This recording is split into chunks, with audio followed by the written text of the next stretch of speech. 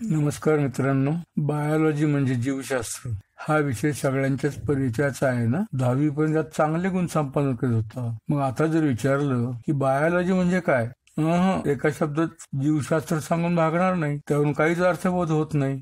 जिवंत असणाऱ्या जीवांच्या आयुष्याचे शास्त्र, science of life of living organism म्हणजे बायोलॉजी, असे अगदी सोप्या भाषेत म्हणता येईल. जिवंत असलेले हे अस्तित्व बॅक्टेरिया सारखे एक पेशी असेल किंवा प्राणी, वनस्पती, बुरशी यासारखे अनेक पेशीही असू शकेल. या सजीव अस्तित्वाचा अभ्यास बायोलॉजीमध्ये त्यांच्या आकृतिबंध, शरीरशास्त्र, शरीर रचना, वर्तणूक, त्यांचा मूलभूत विस्तार या अंगाने केला जातो. बायोलॉजी म्हणजे काय हे तुम्हाला माहित असेल तर बायोटेक्नॉलॉजी समजणे तुम्हाला सहज शक्य आहे. बायोटेक्नॉलॉजी ही एक विस्तृत अशी शाखा आहे ज्यामध्ये जिवंत पेशीचा वापर करून अशी टेक्नॉलॉजी डेव्हलप केली जाते की ज्यामुळे मानवी आरोग्यात चांगली सुधारणा घडवून आणली जाते. म्हणजे बायोलॉजी आणि टेक्नॉलॉजीचे मिश्रण म्हणजेच बायोटेक्नॉलॉजी. त्यामध्ये पेशींच्या संदर्भातील आणि जीव आण्विक प्रक्रियांचा अशा प्रकारच्या तंत्राचा विकास करण्यासाठी करायचा की ज्यामुळे लोकांचे आरोग्य चांगले राखता येईल. बायोटेक्नॉलॉजीमध्ये बायोलॉजिकल प्रोसेसचा वापर औद्योगिक आणि इतर उद्देशासाठी करून घेणं, विशेषतः सूक्ष्म जीवांच्या आनुवंशिक ढाच्यामध्ये म्हणजे डीएनए मध्ये बदल घडवून आणून अँटीबायोटिक्स, हार्मोन्स इत्यादीचे उत्पादन केले जाते. म्हणजे आता तुमच्या नक्कीच लक्षात आलं असेल की biotechnology is the technology based on biology. बायोटेक्नॉलॉजीच्या एकूण 7 शाखा किंवा 7 प्रकार पडतात. 1 red biotechnology, 2 green biotechnology, 3 blue biotechnology, 4 yellow biotechnology, 5 grey biotechnology, 6 white biotechnology आणि 7 गोल्ड बायोटेक्नॉलॉजी. म्हणजे बायोटेक्नॉलॉजी म्हणजे एवढं विस्तार आहे, एवढं विस्तृत आहे, 7 शाखा ब्रँचेस पडलेल्या आहेत. यामध्ये तुम्हाला करिअर करण्यास खूप मोठा वाव आहे.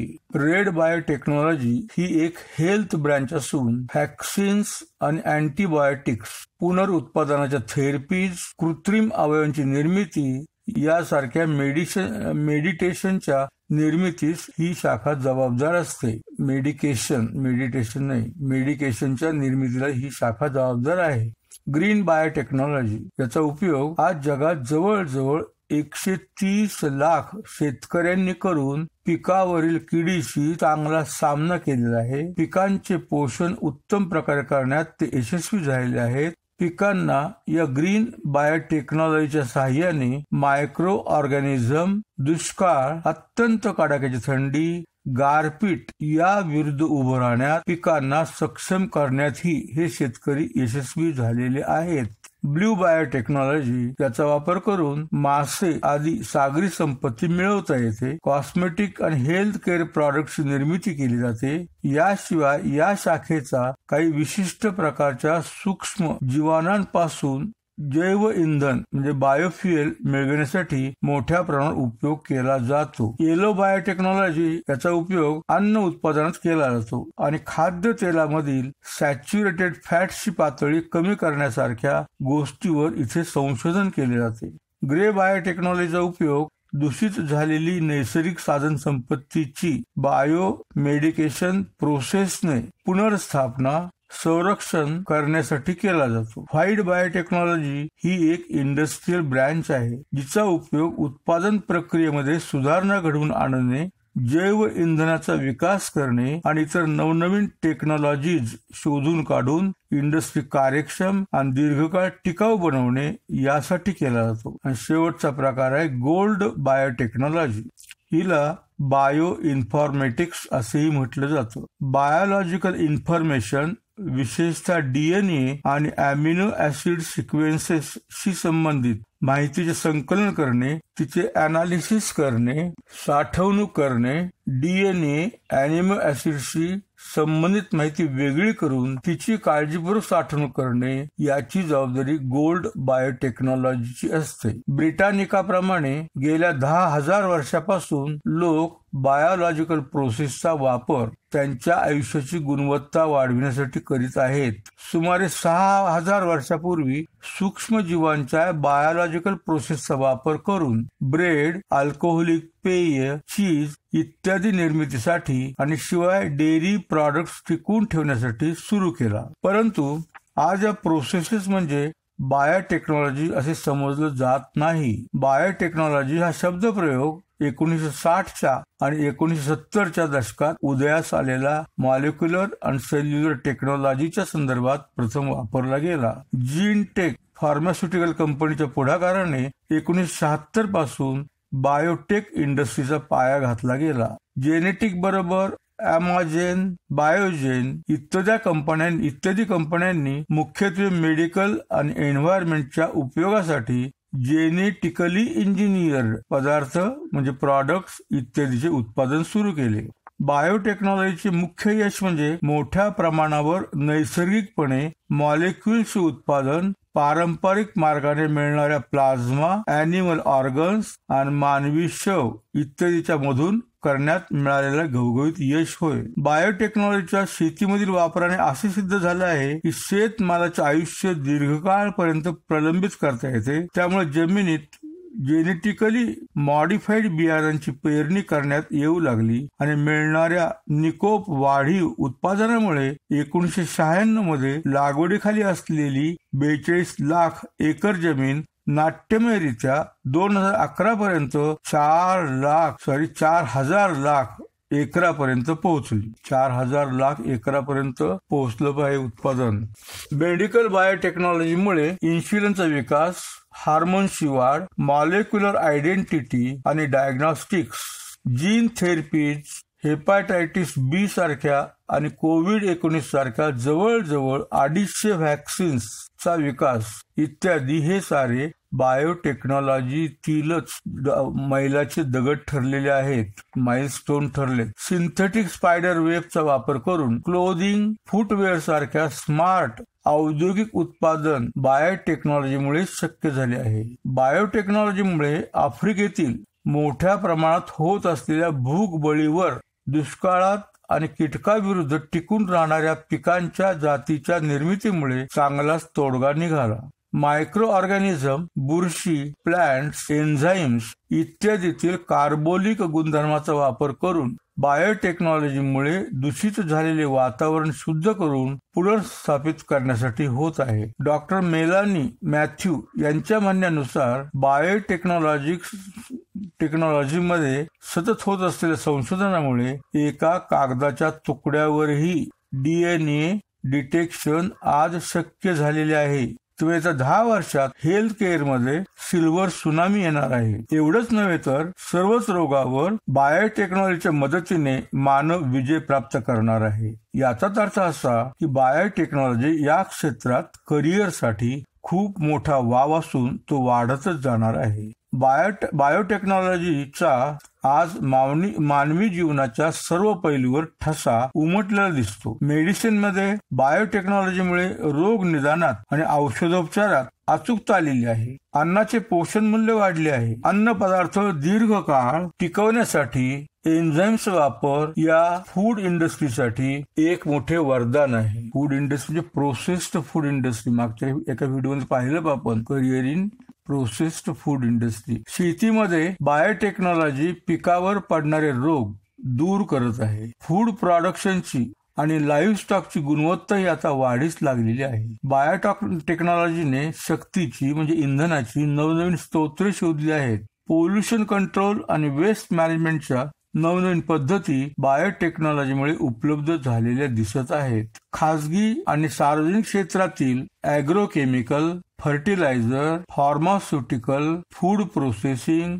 ॲग्रिकल्चरल प्रॉडक्ट्स, कॉस्मेटिक्स, कत्तलखाने इत्यादी प्रोसेसिंग इंडस्ट्रीजमध्ये मोठ्या प्रमाणावर बायोटेक्नॉलॉजीसना संधी उपलब्ध आहेत. नवनवीन एनर्जी शोधून काढणाऱ्या कंपन्या तसेच वेस्ट मॅनेजमेंटच्या नवनवीन पद्धतीचे शोध घेणाऱ्या कंपन्या यातही बायोटेक्नॉलॉजिस्टना नोकरीसाठी चांगला वाव आहे. सरकारी क्षेत्रातील आणि खाजगी क्षेत्रातील रिसर्च अँड डेव्हलपमेंट लॅब्स मध्येही नोकरीच्या संधी आहेत. या क्षेत्रात जाण्यासाठी प्रथम खालीलपैकी कोणती एक पदवी मिळवण्यासाठी 12वी सायन्स उत्तीर्ण असणं आवश्यक आहे. Agriculture, veterinary science, medicine, life sciences, genetics, pharmacy, microbiology, botany, zoology, chemistry, chemical technology, human biology इत्यादी. यापैकी कुठल्याही एका विषयात पदवी मिळवल्यानंतर बऱ्याच संस्था बायोटेक्नॉलॉजी मधील MSc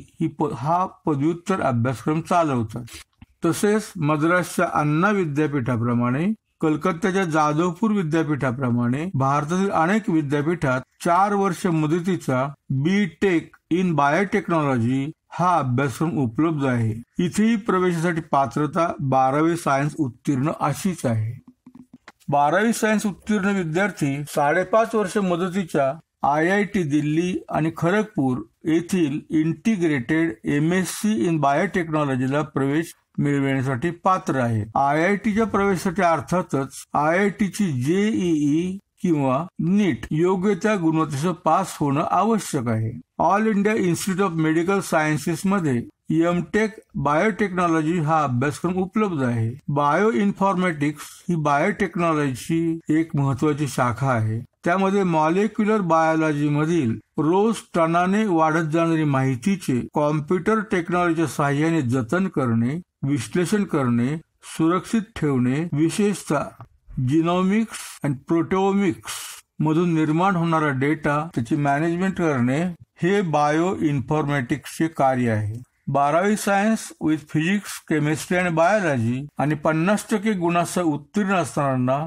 masters course in bio इन्फॉर्मॅटिक्सला प्रवेश घेता येतो. MBBS, BAMS आणि BHMS हेही प्रवेशासाठी पात्र आहेत. यासोबतच या क्षेत्रात जाण्यासाठी बायो इन्फॉर्मॅटिक्स बरोबरच कॉम्प्युटर इंजिनिअरिंग, कॉम्प्युटेशनल बायोलॉजी इत्यादी विषयातील पदवीही उपयोगी ठरते. प्रवेशासाठी 12वीला मॅथमॅटिक्सची गरज नसली तरी बायो इन्फॉर्मॅटिक्स पूर्णपणे कॉम्प्युटरवर अवलंबून असल्याने काही सॉफ्टवेअर समजण्यासाठी त्यांचा वापर करण्यासाठी मॅथमॅटिक्सच्या ज्ञानाची गरज आहे. या अभ्यासक्रमाची सोय भारतातील अनेक विद्यापीठात उपलब्ध आहे. तसेच बायोटेक्नॉलॉजी सोय असलेल्या कॉलेजेसमध्येही बायो इन्फॉर्मॅटिक्स उपलब्ध आहे. जगातील आणि भारतातील महत्वाच्या विद्यापीठांची आणि संस्थांची यादी त्यांच्या वेब ऍड्रेसेससह या व्हिडिओच्या शेवटी देत आहे. त्याचा उपयोग करून त्या विद्यापीठाच्या आणि संस्थांच्या वेबसाईट्सना भेट द्या. म्हणजे उपलब्ध अभ्यासक्रम, प्रवेश प्रक्रिया, कालावधी म्हणजे कोर्सचा कालावधी, फी याबाबतची अधिक माहिती मिळेल आणि योग्य निर्णय घेता येईल. बायोटेक्नॉलॉजी या क्षेत्रात मिळणारे पगार साधारण असे आहेत. भारतात दिल्ली येथे सुमारे 2,90,000 ते 7 लाख, महाराष्ट्रात 2,20,000 ते 22 लाख, तामिळनाडूत 1,80,000 ते 18 लाख, आंध्र प्रदेशात 2 लाख ते 15 लाखापर्यंत पगार मिळतो. जेनटेक इंडियामध्ये 3,60,000 ते 8 लाख, मर्क अँड कंपनीमध्ये 3,60,000 ते 9 लाख, फिजर मध्ये 4 लाख ते 8,50,000, बायोकॉन मध्ये 2,60,000 ते 6,96,000, सीरम इंडिया 3,60,000 ते 7,80,000, डॉक्टर रेड्डीज लॅब मध्ये 2,80,000 ते 6,60,000 रुपयापर्यंत पगार मिळतो. अमेरिकेत सरासरी वार्षिक $46,632 ते $4,29,540 म्हणजे सुमारे $34,50,768 ते $3,17,85,960 रुपयापर्यंत पगार मिळतो. इंग्लंडमध्ये 18,000 पाऊंड ते 50,000 पाऊंड म्हणजे सुमारे $17,82,000 रुपये ते $49,50,000 रुपयापर्यंत पगार मिळतो. ऑस्ट्रेलियामध्ये 57,000 ऑस्ट्रेलियन डॉलर्स ते $76,000 ऑस्ट्रेलियन डॉलर्स म्हणजे सुमारे 30,78,000 रुपये ते 41,04,000 रुपयापर्यंत पगार मिळतो. कॅनडामध्ये 46,000 कॅनेडियन डॉलर्स ते 69,261 कॅनेडियन डॉलर्स म्हणजे सुमारे 26,22,000 रुपये ते 39,47,877 रुपयापर्यंत पगार मिळतो. तर बायो इन्फॉर्मेटिक्स क्षेत्रात मिळणारे पगार असे आहेत. भारतात फ्रेशरला 2 ते 2.5 लाख, 1 ते 2 वर्षाचा अनुभव मिळाल्यानंतर 3 ते 4 लाख आणि अनुभवापर्यंत वाढत जातो. बायो इन्फॉर्मेटिक प्रोग्रॅमरला 5 ते 6 लाख रुपये पगार मिळतो. अमेरिकेत बायो इन्फॉर्मेटिक सायंटिस्टला सरासरी वार्षिक $95,902 म्हणजे सुमारे 70,96,748 रुपयापर्यंत पगार मिळतो. इंग्लंडमध्ये सरासरी 79,972 पाऊंड म्हणजे सुमारे 79,17,228 रुपये. कॅनडामध्ये सरासरी 70,000 कॅनेडियन डॉलर म्हणजे सुमारे 39,90,000 रुपयापर्यंत पगार मिळतो. ऑस्ट्रेलियामध्ये बायो इन्फॉर्मेटिक सायंटिस्टला 1,05,232 ऑस्ट्रेलियन डॉलर्स ते 1,24,958 ऑस्ट्रेलियन डॉलर्स म्हणजे सुमारे 56,82,528 रुपये ते 67,47,732 रुपयापर्यंत पगार मिळतो. मित्रांनो, नोकरीसोबतच बायोटेक्नॉलॉजीच्या क्षेत्रात स्वतःचा स्वतंत्र व्यवसाय सुरू करण्याची मोठा वाव उपलब्ध आहे. 40-42 वर्षापूर्वी म्हणजे 1978 मध्ये किरण मुजुमदार शाह यांनी केवळ 10,000 रुपये भांडवलावर बेंगलोर येथे एका छोट्याशा गॅरेजमध्ये एक छोटीशी बायकॉन नावाची बायोटेक्नॉलॉजीची लॅब सुरू केली. त्यांचा 2019 मध्ये टर्नओव्हर पोहोचला होता 20,964 लाख रुपये आणि 10,000चे भांडवल झाले होते 300 कोटी रुपये. औषधांची आणि आरोग्य सेवांची वाढती मागणी, अन्नधान्याच्या पिकांचे मोठ्या प्रमाणात उत्पादन, वातावरण संरक्षण यामध्ये बायोटेक्नॉलॉजी हे जागतिक दृष्ट्या वाढीचे एक मोठे क्षेत्र आहे. त्यामुळे हेल्थ केअर प्रॉडक्टचा विकास, उच्च उत्पादन देणाऱ्या पिकांच्या नवनवीन जाती शोधणे, पिकावरील रोगनाशके यामध्ये उत्कर्षाच्या खूप संधी उपलब्ध आहेत. त्यामुळं नोकरी मागे न लागता जर तुम्ही तुमची बायोटेक्नॉलॉजी मधील लॅब सुरू केली तर तुम्ही सुद्धा किरण मुजुमदार यांच्या बायोकॉन प्रमाणे डॉक्टर रेड्डीज लॅब प्रमाणे जागतिक पातळीवर पोहोचू शकाल आणि पैशाबरोबरच खूप समाधानी मिळवू शकाल. मित्रांनो, बायोटेक्नॉलॉजी वाढते क्षेत्र आहे, त्यामध्ये करिअर करण्याचा अतिशय चांगला वाव आहे. या क्षेत्राबद्दल थोडक्यात माहिती मी दिलेली आहे. आता निर्णय तुम्हाला घ्यायचा आहे. तुमची सारी सुखस्वप्न पूर्णत्वास जावो यासाठी मनपूर्वक शुभेच्छा. Thank you very much. God bless you. Take care.